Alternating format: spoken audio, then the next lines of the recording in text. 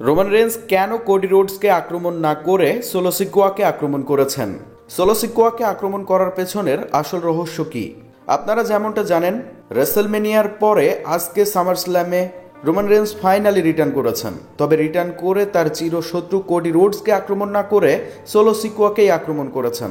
Solo সিকোয়া একসময়, বর্তমান সময়ে আজকে সামার স্ল্যামে দেখা গিয়েছে সোলো সিকোয়াকেই আক্রমণ করেছেন রোমান রেন্স। তবে এই আক্রমণ করার পেছনের আসল রহস্য কি?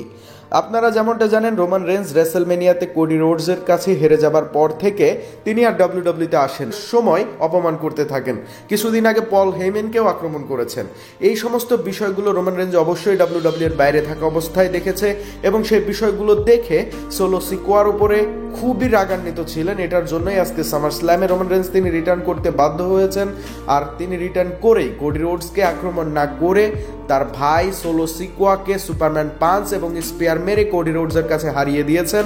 আর এটার জন্যই মূলত রোমান রেন্স আজকে রিটার্ন করেছিলেন। তো আশা করি বুঝতে পেরেছেন কেন সোলো সিকোয়াকে আক্রমণ করেছিলেন রোমান রেন্স। ভিডিওটি ভালো লাগলে অবশ্যই একটি লাইক দিবেন। ধন্যবাদ।